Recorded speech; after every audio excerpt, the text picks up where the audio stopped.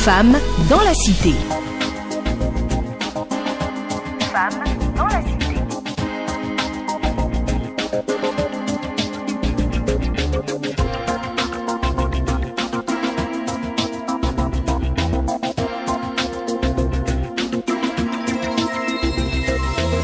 Elle fait partie des femmes qui provoquent les changements, sortent de leur zone de confort et investissent des terrains parsemés d'embûches pour permettre à la femme de gravir les marches qui conduisent à sa réalisation. Participer à l'accomplissement de la femme, à sa mise en lumière, c'est à cela que s'attelle notre invitée. Femme de médias, détentrice d'un master en droit international et organisation internationale, nous recevons aujourd'hui une passionnée des causes féminines. Sourire et éclat de rire s'inviteront dans notre cité aujourd'hui, aux côtés de Peace New. Bonjour Peace. Bonjour Jocelyne. Comment se porte la journaliste, l'animatrice, la voix off du Bénin? Alors, je crois que je vais bien, je crois que je vais super bien. La vie est belle et je rends grâce à Dieu. Est-ce que le plaisir, il est le même entre tendre le micro à quelqu'un pour avoir des informations et recevoir le micro un peu comme aujourd'hui? Est-ce que c'est le même plaisir? Oui, toujours le même plaisir. Tant que je bavarde, il n'y a pas de souci. D'accord. Peace est femme de médias. Vos traces dans les médias les retrouvent déjà à Boumé-Calavi, au niveau de la radio estudiantine qui est bien sûr Radio Univers. On les retrouve aussi à Gulf TV, Gulf FM, Canal 3, ceux de AO, il n'y a pas si longtemps, ou même encore. Ouais. Toujours, hein. Toujours. C'est le cas.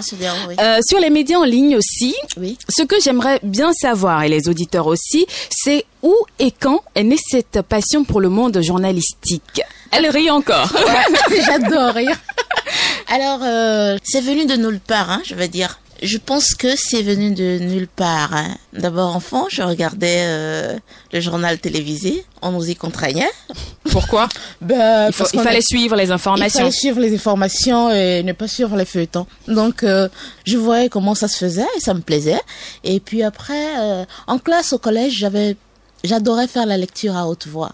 Et mes professeurs et mes camarades sont devenus accros à ma voix. Et puis, tout le monde me disait, toi, tu seras bonne pour le journalisme. À un moment donné, j'en ai parlé à la maison, mais mon père m'a dit, mais non, ça c'est, non, tu vas pas faire toutes ces années pour devenir journaliste et tout. Je crois que je l'ai pas écouté parce que quand je me suis inscrite en faculté de droit, j'avais la même année, en première année, l'opportunité de faire soit l'EACE ou Radio Univers. Et je me suis dit, comme j'ai un penchant pour la lecture, comme j'ai un penchant pour le journalisme, à m'amuser avec ma voix, pourquoi ne pas m'amuser un peu quand même? Et c'est comme ça que je me suis lancée. Et avec le temps, je trouve ça passionnant. À cette époque-là, vous parlez de l'instant où vous étiez au collège, un peu plus tard à l'université. Pour vous, c'était quoi être journaliste? Est-ce que c'était juste passer les informations? Est-ce que c'était juste voir de belles dames, de belles jeunes filles ou de beaux hommes venir présenter? C'était être reporter sur le terrain? C'était quoi pour vous, votre perception du journaliste? A priori, avant d'entrer dans le métier, c'était juste paraître et parler. Mais quand j'ai commencé l'aventure à Radio Univers, je me suis dit, mais dis donc, voilà un canal par lequel je pourrais faire penser ce que je veux aux autres. Alors, lorsque j'ai de belles convictions, comme j'en ai... Toute modestie mise à part. En tout cas. Alors, lorsque vous avez un idéal, lorsque vous avez des convictions, je pense que les médias sont le canal par excellence quand même. Pour le transmettre, pour aider les autres, pour leur permettre de mieux penser que ce qu'ils croyaient. Vous voyez? Donc c'est ça. C'était à un moment donné, j'ai pris conscience de cette volonté-là de transmettre quand même quelque chose, une part de moi aux autres. Et avec le temps, j'ai adoré aller à la rencontre des gens. J'ai adoré et j'adore le faire. Vous voyez? Donc, même si aujourd'hui, je devais changer de métier, je me porterai toujours vers un métier qui me permettra d'aller vers les autres. Ouais. Toujours un métier de contact. En tout cas, j'adore. Je suis très tactile, moi. Votre perception du métier de journaliste a donc changé? Bien sûr. Aujourd'hui, vous constatez que c'est pas forcément juste paraître et parler, c'est bien plus profond que ça. C'est même pas une histoire de paraître et de parler, c'est bien plus profond que ça. Parce que nous sommes des faiseurs d'opinion. Donc à partir de ce moment, toute notre vie doit quand même s'y prêter. On doit pouvoir faire attention à notre réflexion. On doit quand même pouvoir toujours ressortir le meilleur chez les autres. Donc à partir de ce moment, ce n'est plus une histoire de paraître, non. C'est une vie, le journalisme. Elle vit bien, en tout cas, sa vie de journaliste. Ouais. Peace, vous avez travaillé pendant plusieurs années dans un organe de presse ou dans plusieurs organes de presse, on va le dire comme ça. Ouais. Vous avez présenté les informations à la télévision. Oui. Est-ce que dans le travail abattu en tant que femme, vous sentiez le besoin de faire à chaque fois un peu plus que les autres, de vous surpasser pour tirer votre épingle du jeu? Je ne sais pas si vous comprenez ce que je veux Bien dire, sûr, bien mais sûr. ce que je cherche à savoir ici, c'est est-ce que exercer dans ce métier où l'on rencontre plus d'hommes qui excellent, c'est un peu une sorte de pression pour les femmes journalistes? Peut-être que mon avis va vous paraître bizarre, mais pour moi non. Pour moi non, il n'y a pas de pression. Vous voyez, il y a plusieurs formes de pression, de toute façon. Mais a priori, lorsqu'on considère la pression côté charge de travail, non. Mais si vous voulez vous faire un nom, il faut bosser comme tout le monde. Pourquoi vouloir un traitement de faveur, ou bien pourquoi penser que vous devez abattre plus de travail que d'autres? Non. Moi, de toutes mes aventures dans les maisons de presse et tout, j'ai jamais pensé qu'il fallait que je fasse plus. J'ai toujours pensé qu'il fallait que je donne le meilleur de moi. Et quand vous donnez le meilleur de vous, les gens n'ont pas le choix. Le promoteur, les collègues, les aînés, ils n'ont pas le choix. Ils vous remarquent.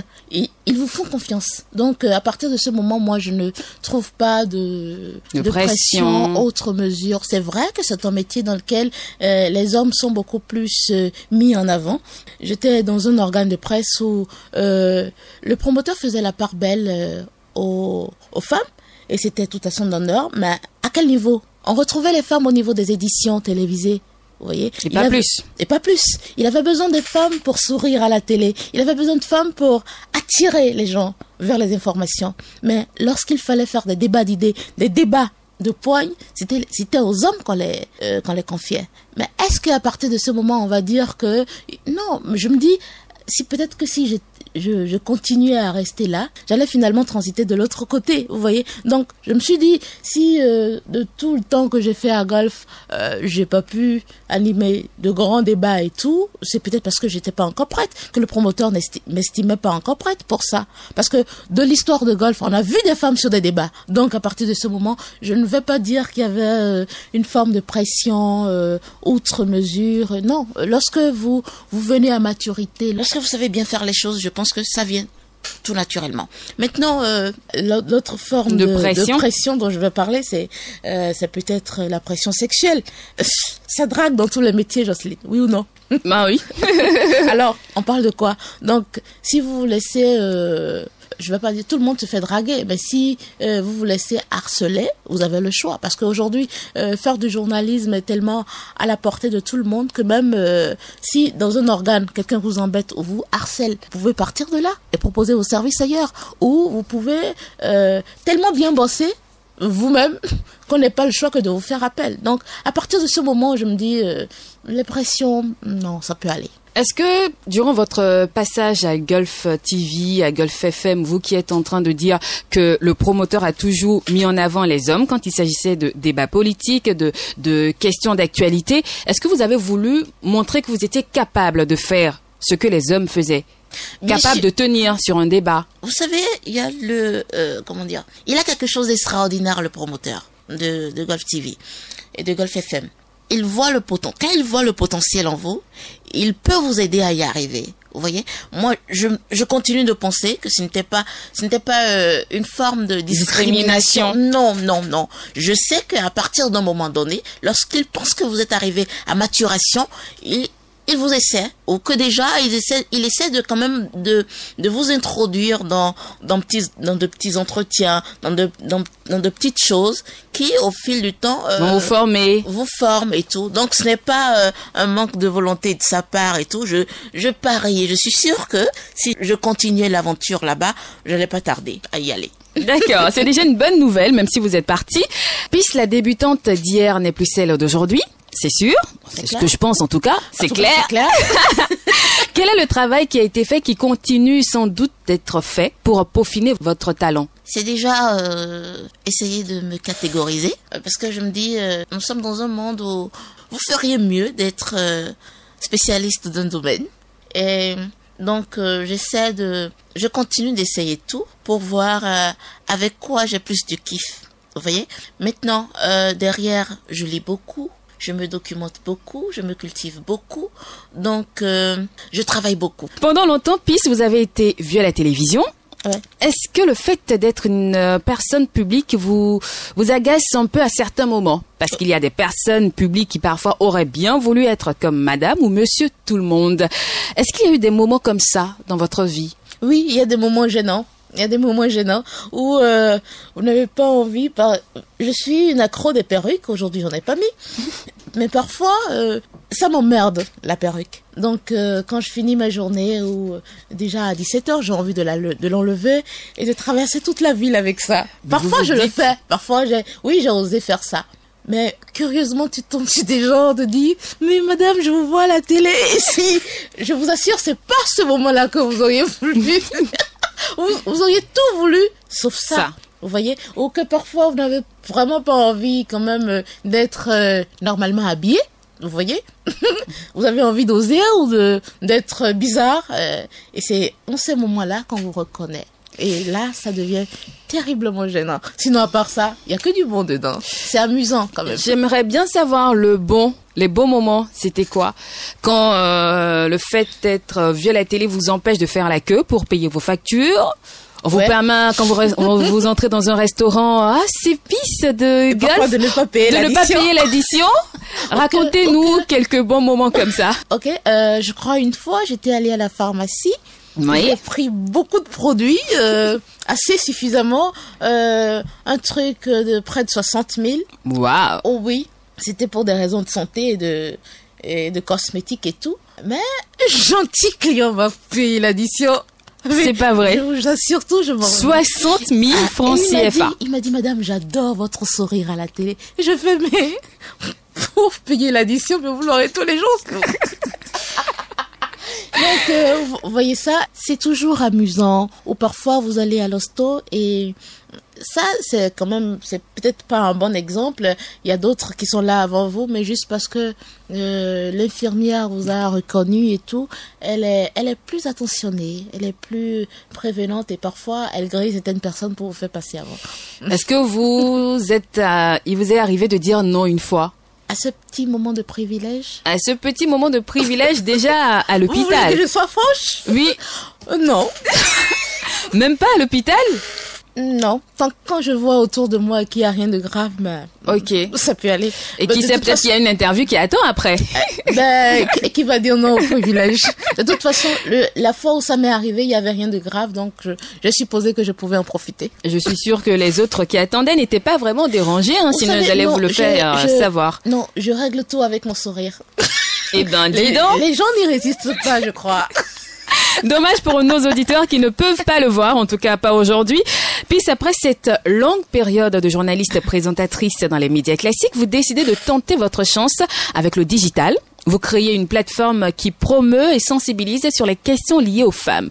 Ce qui a donné naissance à Nyonuro, pour dire affaire de femme, c'est ça ou? Parler de la femme. Parler de la femme. Affaire de femme, poteau de femme. D'accord.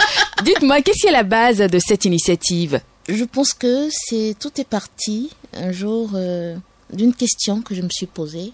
D'abord, quand je suis partie à Golf, j'ai dit au promoteur, la première fois qu'on s'est vu, que j'étais pas venue pour faire plus de 2 ans chez lui.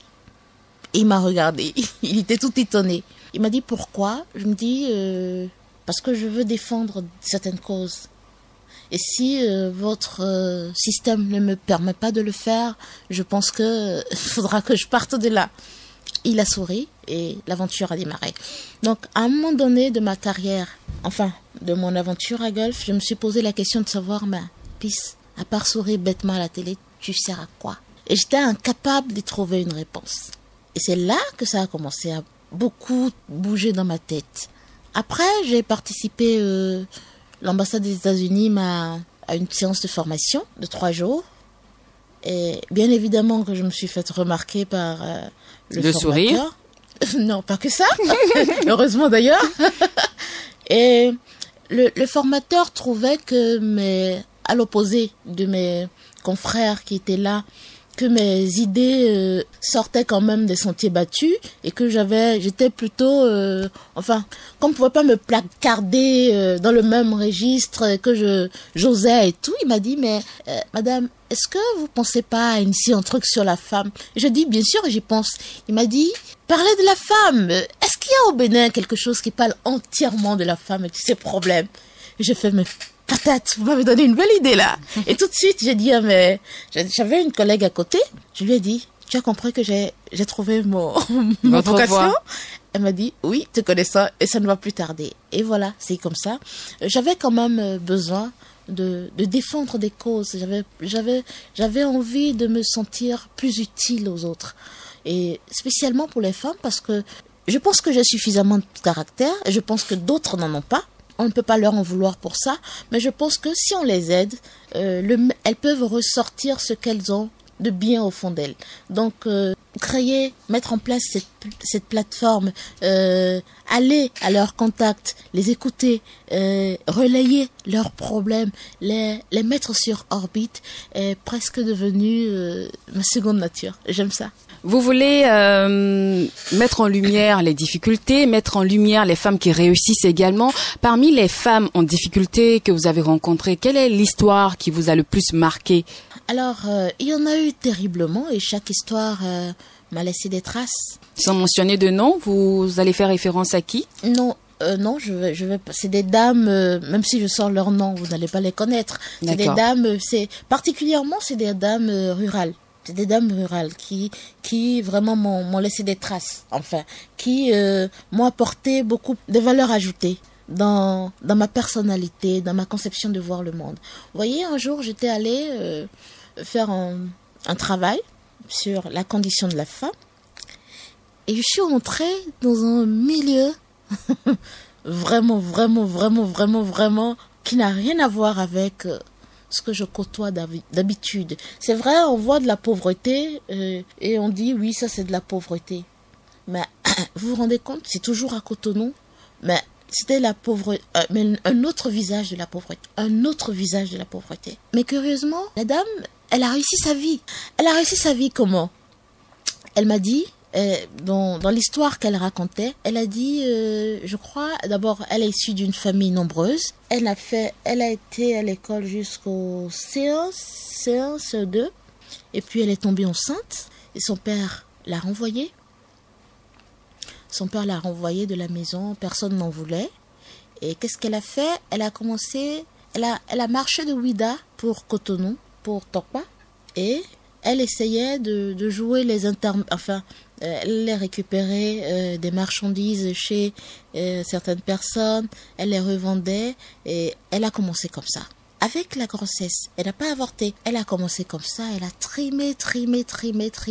Elle m'a raconté une histoire un jour, elle a dit, un jour j'en pouvais tellement plus, je me suis endormie.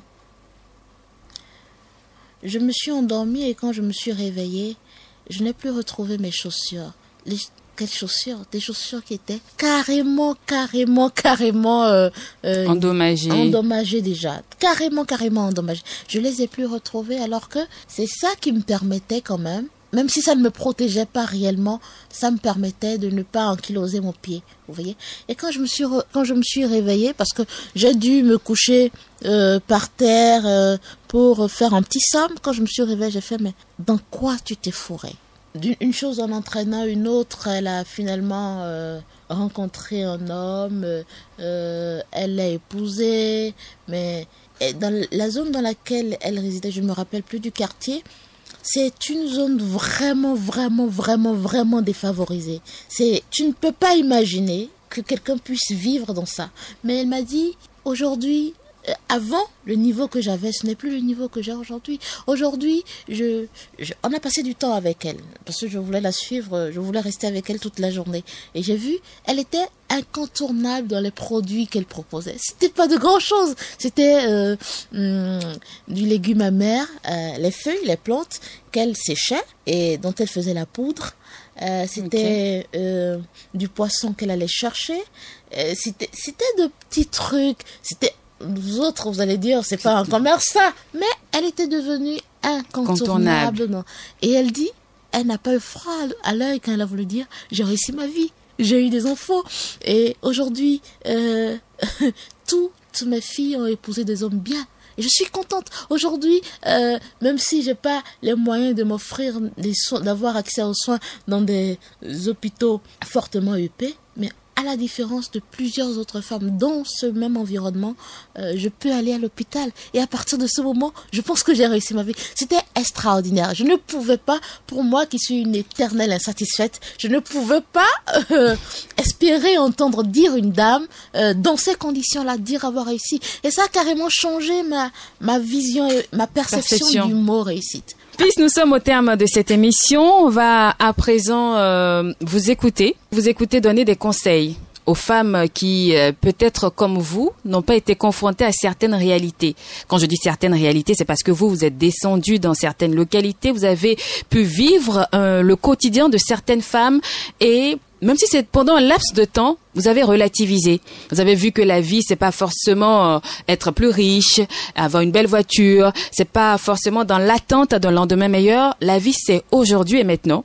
C'est avoir déjà le bonheur en voyant ses enfants sourire, ses enfants épanouis, c'est avoir déjà le minimum pour se nourrir, comme cette femme-là dont vous avez raconté la vie tout à l'heure. J'aimerais bien que vous conseilliez les femmes qui sont à l'écoute, pour que oui, nous aussi, nous puissions relativiser à travers vos yeux. Si les femmes que je côtoie chaque jour m'ont enseigné quelque chose, c'est ce que vous avez dit, je n'avais pas cette notion de se contenter du peu pour être heureux. Je me suis toujours dit, tant que j'ai mes deux bras, j'ai mes deux pieds, j'ai une pensée, je ne veux pas me contenter du peu. Et je ne savais pas être heureuse avec ça. Je ne sais pas si c'est une mauvaise chose, mais avec le temps, j'ai appris à mes dépens.